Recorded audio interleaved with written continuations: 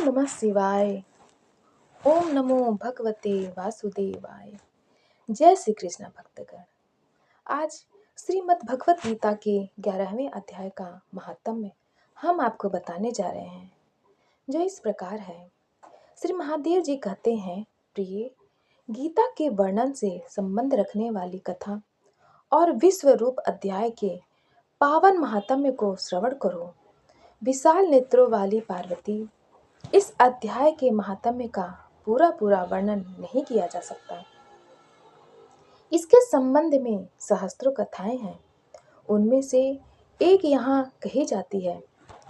प्रणीता नदी के तट पर मेघंकर नाम से विख्यात एक बहुत बड़ा नगर है। उसके प्राकार और गोपुर बहुत ऊंचे हैं। वहाँ बड़ी बड़ी विश्रामशालाएं हैं, जिनमें सोने के खंभे शोभा दे रहे हैं। उस नगर में श्रीमान सुखी, शांत, सदाचारी तथा जितेंद्रिय मनुष्यों का निवास है। वहाँ हाथ में सारंग नामक धनुष धारण करने वाले जगदीश्वर भगवान विष्णु विराजमान हैं। वे पर ब्रह्म के साकार स्वरूप हैं। संसार के नेत्रों को जीवन प्रदान करने वाले हैं। उनका गौरवपूर्ण श्री विग्रह भगवती लक्ष्मी के नेत्र कमलों द्वारा पूजित होता है। भगवान की वह झांकी वामन अवतार की है। मेघ के समान उनका श्याम वर्ण तथा कोमल आकृति है। वक्ष स्थल पर श्री वत्स का चिन्ह शोभा पाता है। वे कमल और वनमाला से सुशोभित है। अनेक प्रकार के आभूषणों से सुशोभित हो भगवान वामन रत्न युक्त समुद्र के सदृश जान पड़ते हैं। पीतांबर से उनके श्याम विग्रह की कांति ऐसी प्रतीत होती है, मानो चमकती हुई बिजली से घिरा हुआ स्निग्ध मेघ शोभा पा रहा हो। उन भगवान वामन का दर्शन करके जीव जन्म और संसार के बंधन से मुक्त हो जाता है। उस नगर में मेखला नामक महान तीर्थ है, जिसमें स्नान करके मनुष्य शाश्वत वैकुंठ धाम को प्राप्त होता है। वहाँ जगत के स्वामी करुणा सागर भगवान नृसिंह का दर्शन करने से मनुष्य के 7 जन्मों के किए हुए घोर पाप से छुटकारा पा जाता है। जो मनुष्य मेखला में गणेश जी का दर्शन करता है, वह सदा दुस्तर विघ्नों से पार हो जाता है। उसी मेघंकर नगर में कोई श्रेष्ठ ब्राह्मण थे, जो ब्रह्मचर्य परायण, ममता और अहंकार से रहित, वेद शास्त्रों में प्रवीण, जितेंद्रिय तथा भगवान वासुदेव के शरणागत थे। उनका नाम सुनंद था। प्रिय, वे सारंग धनुष धारण करने वाले भगवान के पास गीता के 11वें अध्याय विश्व रूप दर्शन योग का पाठ किया करते थे। उस अध्याय के प्रभाव से उन्हें ब्रह्म ज्ञान की प्राप्ति हो गई थी। परमानंद संदोह से पूर्ण उत्तम ज्ञानमयी समाधि के द्वारा इंद्रियों के अंतर्मुख हो जाने के कारण वे निश्चल स्थिति को प्राप्त हो गए थे और सदा जीवन मुक्त योगी की स्थिति में रहते थे। एक समय जब बृहस्पति सिंह राशि पर स्थित थे, महायोगी सुनंद ने गोदावरी तीर्थ की यात्रा आरंभ की। वे क्रमशः विरज तीर्थ, तारा तीर्थ, कपिला संगम, अष्ट तीर्थ, कपिला द्वार, नृसिंह वन, अंबिकापुरी तथा कर स्थानपुर आदि क्षेत्रों में स्नान और दर्शन करते हुए विवाद मंडप नामक नगर में आए। वहां उन्होंने प्रत्येक घर में जाकर अपने ठहरने के लिए स्थान मांगा, परंतु कहीं भी उन्हें स्थान नहीं मिला। अंत में गांव के मुखिया ने उन्हें बहुत बड़ी धर्मशाला दिखा दी। ब्राह्मण ने साथियों सहित उसके भीतर जाकर रात में निवास किया। सवेरा होने पर उन्होंने अपने को तो धर्मशाला के बाहर पाया, किंतु उनके और साथी नहीं दिखाई दिए। वे उन्हें खोजने के लिए चले। इतने में ही ग्रामपाल से उनकी भेंट हो गई। ग्रामपाल ने कहा, मुनि श्रेष्ठ, तुम सब प्रकार से दीर्घायु जान पड़ते हो। सौभाग्यशाली तथा पुण्यवान पुरुषों में तुम सबसे पवित्र हो। तुम्हारे भीतर कोई लोकोत्तर प्रभाव विद्यमान है। तुम्हारे साथी कहाँ गए, कैसे इस भवन से बाहर हुए, इसका पता लगाओ। मैं तुम्हारे सामने इतना ही कहता हूँ कि तुम्हारे जैसा तपस्वी मुझे दूसरा कोई दिखाई नहीं देता। विप्रवर, तुम्हें किस महामंत्र का ज्ञान है, किस विद्या का आश्रय लेते हो तथा किस देवता की दया से तुम्हें अलौकिक शक्ति प्राप्त हो गई है। भगवान, कृपा करके इस गांव में रहो। मैं तुम्हारी सब प्रकार से सेवा शुश्रूषा करूंगा। यह कहकर ग्रामपाल ने मुनीश्वर सुनंद को अपने गांव में ठहरा लिया। वह दिन रात बड़ी भक्ति से उसकी सेवा टहल करने लगा। जब 7-8 दिन बीत गए, तब एक दिन प्रातःकाल आकर वह बहुत दुखी हो महात्मा के सामने रोने लगा और बोला, हाय, आज रात में राक्षस ने मुझ भाग्यहीन के बेटे को चबा लिया। मेरा पुत्र बड़ा ही गुणवान और भक्तिमान था। ग्रामपाल के इस प्रकार कहने पर योगी सुनंद ने पूछा, कहाँ है वह राक्षस और किस प्रकार उसने तुम्हारे पुत्र का भक्षण किया है। ग्रामपाल बोला, ब्राह्मण, इस नगर में एक बड़ा भयंकर नरभक्षी राक्षस रहता है। वह प्रतिदिन आकर इस नगर में मनुष्यों को खा लिया करता था। तब एक दिन समस्त नगरवासियों ने मिलकर उससे प्रार्थना की, राक्षस, तुम हम सब लोगों की रक्षा करो।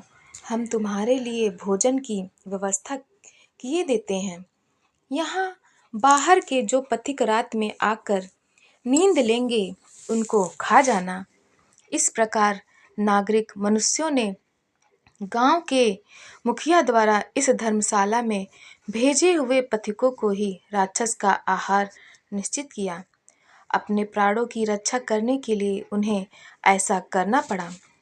आप भी अन्य राहगीरों के साथ इस घर में आकर सोए थे, किंतु राक्षस ने उन सब को तो खा लिया, केवल तुम्हें छोड़ दिया है। द्विजोतम, तुम में ऐसा क्या प्रभाव है, इस बात को तुम ही जानते हो। इस समय मेरे पुत्र का एक मित्र आया था, किंतु मैं उसे पहचान न सका। वह मेरे पुत्र को बहुत ही प्रिय था, किंतु अन्य राहगीरों के साथ उसे भी मैंने उसी धर्मशाला में भेज दिया। मेरे पुत्र ने जब सुना कि मेरा मित्र भी उसमें प्रवेश कर गया है, तब वह उसे वहां से ले आने के लिए गया, परंतु राक्षस ने उसे भी खा लिया। आज सवेरे मैंने बहुत दुखी होकर उस पिशाच से पूछा, ओ दुष्टात्मन, तूने रात में मेरे पुत्र को भी खा लिया। तेरे पेट में पड़ा हुआ मेरा पुत्र जिससे जीवित हो सके, ऐसा कोई उपाय राक्षस ने कहा। ग्रामपाल, धर्मशाला के भीतर घुसे हुए तुम्हारे पुत्र को न जानने के कारण मैंने भक्षण किया है। अन्य पथिकों के साथ तुम्हारा पुत्र भी अनजाने में ही मेरा ग्रास बन गया है। वह मेरे उदर में जिस प्रकार जीवित और रक्षित रह सकता है, वह उपाय स्वयं विधाता ने ही कर दिया है। जो ब्राह्मण सदा गीता के 11वें अध्याय का पाठ करता हो, उसके प्रभाव से मेरी मुक्ति होगी और मरे हुए को पुनः जीवन प्राप्त होगा। यहाँ कोई ब्राह्मण रहते हैं जिनको मैंने एक दिन धर्मशाला से बाहर कर दिया था। वे निरंतर गीता के 11वें अध्याय का जप किया करते हैं। इस अध्याय के मंत्र से 7 बार अभिमंत्रित करके यदि वे मेरे ऊपर जल का छींटा देते, तो निसंदेह मेरा साप से उद्धार हो जाएगा। इस प्रकार उस राक्षस का संदेश पाकर मैं तुम्हारे निकट आया हूँ। ग्रामपाल बोला, ब्राह्मण, पहले इस गांव में कोई किसान ब्राह्मण रहता था। एक दिन वह अगहनी के खेत की क्यारियों की रक्षा करने में लगा था। वहां से थोड़ी ही दूर पर एक बहुत बड़ा गिद्ध किसी राही को मार कर खा रहा था। उसी समय एक तपस्वी कहीं से आ निकले, जो उस राही को लिए दूर से ही दया दिखाते आ रहे थे। गिद्ध उस राही को खाकर आकाश में उड़ गया। तब उस तपस्वी ने उस किसान से कहा, ओ दुष्ट हलवाहे, तुझे धिक्कार है। तू बड़ा ही कठोर और निर्दयी है। दूसरे की रक्षा से मुंह मोड़कर केवल पेट पालने के धंधे में लगा है। तेरा जीवन नष्ट प्राय है। अरे, शक्ति होते हुए भी जो चोर, दाढ़ वाले जीव, सर्प, शत्रु, अग्नि, विष, जल, गिद्ध, राक्षस, भूत तथा बेताल आदि के द्वारा घायल हुए मनुष्यों की उपेक्षा करता है, वह उनके वध का फल पाता है। जो शक्तिशाली होकर भी चोर आदि के चंगुल में फंसे हुए ब्राह्मण को छुड़ाने की चेष्टा नहीं करता, वह घोर नरक में पड़ता है और पुनः भेड़िए की योनि में जन्म लेता है। जो वन में मारे जाते हुए तथा गिद्ध और व्याघ्र की दृष्टि में पड़े हुए जीव की रक्षा के लिए छोड़ो छोड़ो की पुकार करता है, वह परम गति को प्राप्त होता है। जो मनुष्य गौ की रक्षा के लिए व्याघ्र, भील तथा दुष्ट राजाओं के हाथ से मारे जाते हैं, वे भगवान विष्णु के परम पद को प्राप्त होते हैं। जो योगियों के लिए भी दुर्लभ है, सहस्त्र अश्वमेध और 100 वाजपेयी यज्ञ मिलकर शरणागत रक्षा की 16वीं कला के बराबर भी नहीं हो सकते। दीन तथा भयभीत जीव की उपेक्षा करने से पुण्यवान पुरुष भी समय आने पर कुंभी पाक नामक नरक में पकाया जाता है। तूने दुष्ट गिद्ध के द्वारा खाए जाते हुए राही को देखकर उसे बचाने में समर्थ होते हुए भी जो उसकी रक्षा नहीं की, इससे तू निर्दयी जान पड़ता है, अतः तू राक्षस हो जा। हलवाहा बोला, महात्मन, मैं यहाँ उपस्थित अवस्था था, किंतु मेरे नेत्र बहुत देर से खेत की रक्षा में लगे थे, अतः पास होने पर भी गिद्ध के द्वारा मारे जाते हुए इस मनुष्य को मैं नहीं बचा सका। अतः मुझ दीन पर आपको अनुग्रह करना चाहिए।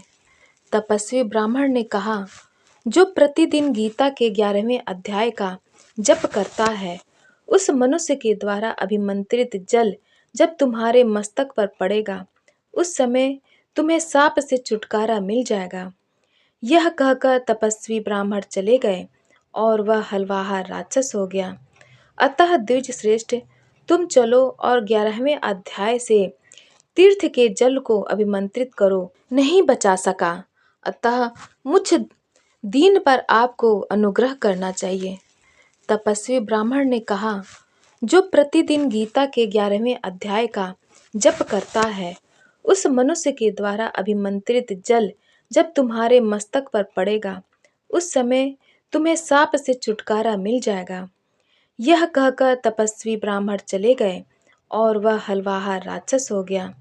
अतः द्विज श्रेष्ठ, तुम चलो और 11वें अध्याय से तीर्थ के जल को अभिमंत्रित करो। नहीं बचा सका, अतः मुझ दीन पर आपको अनुग्रह करना चाहिए। तपस्वी ब्राह्मण ने कहा, जो प्रतिदिन गीता के 11वें अध्याय का जप करता है, उस मनुष्य के द्वारा अभिमंत्रित जल जब तुम्हारे मस्तक पर पड़ेगा, उस समय तुम्हें साप से छुटकारा मिल जाएगा। यह कहकर तपस्वी ब्राह्मण चले गए और वह हलवाहा राक्षस हो गया। अतः द्विज श्रेष्ठ, तुम चलो और 11वें अध्याय से तीर्थ के जल को अभिमंत्रित। फिर अपने ही हाथ से उस राक्षस के मस्तक पर उसे छिड़क दो। ग्रामपाल की यह सारी प्रार्थना सुनकर ब्राह्मण के हृदय में करुणा भर आई। वे बहुत अच्छा कहकर उसके साथ राक्षस के निकट गए। वे ब्राह्मण योगी थे। उन्होंने विश्व रूप दर्शन नामक 11वें अध्याय से जल अभिमंत्रित करके उस राक्षस के मस्तक पर डाला। गीता के 11वें अध्याय के प्रभाव से वह साप से मुक्त हो गया। उसने राक्षस देह का परित्याग करके चतुर्भुज रूप धारण कर लिया तथा उसने जिन सहस्त्रों प्राणियों का भक्षण किया था, वे भी शंख चक्र और गदा धारण किए हुए चतुर्भुज रूप हो गए। तत्पश्चात वे सभी विमान पर आरूढ़ हुए। इतने में ही ग्रामपाल ने राक्षस से कहा, निशाचर, मेरा पुत्र कौन है, उसे दिखाओ। उसके यूं कहने पर दिव्य बुद्धि वाले राक्षस ने कहा, ये जो तमाल के समान श्याम, चार भुजाधारी, माणिक्यमय मुकुट से सुशोभित तथा दिव्य मणियों के बने हुए कुंडलों से अलंकृत है, हार पहनने के कारण जिनके कंधे मनोहर प्रतीत होते हैं, जो सोने के भुजबंधों से विभूषित, कमल के समान नेत्र वाले, स्निग्ध रूप तथा हाथ में कमल लिए हुए हैं और दिव्य विमान पर बैठकर देवत्व के प्राप्त हो चुके हैं, इन्हीं को अपना पुत्र समझो। यह सुनकर ग्रामपाल ने उसी रूप में अपने पुत्र को देखा और उसे अपने घर ले जाना चाहा। यह देख उसका पुत्र हंस पड़ा और इस प्रकार कहने लगा। पुत्र बोला, ग्रामपाल, कई बार तुम भी मेरे पुत्र हो चुके हो। पहले मैं तुम्हारा पुत्र था, किंतु अब देवता हो गया हूँ। इन ब्राह्मण देवता के प्रसाद से बैकुंठ धाम को जाऊंगा। देखो, यह निशाचर भी चतुर्भुज रूप को प्राप्त हो गया। 11वें अध्याय के महात्म्य से यह सब लोगों के साथ श्री विष्णु धाम को जा रहा है। अतः तुम भी इन ब्राह्मण देव से गीता के 11वें अध्याय का अध्ययन करो और निरंतर उसका जप करते रहो। इसमें संदेह नहीं कि तुम्हारी भी ऐसी ही उत्तम गति होगी। तात, मनुष्यों के लिए साधु पुरुषों का संग सर्वथा दुर्लभ है, वह भी इस समय तुम्हें प्राप्त है।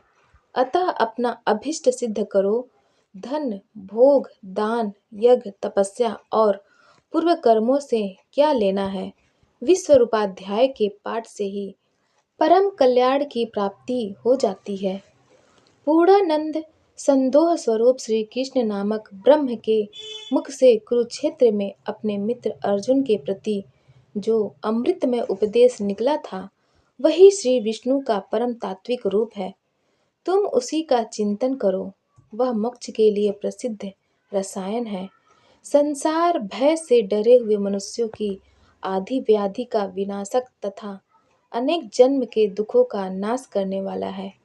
मैं उसके सिवा दूसरे किसी साधन को ऐसा नहीं देखता, अतः उसी का अभ्यास करो।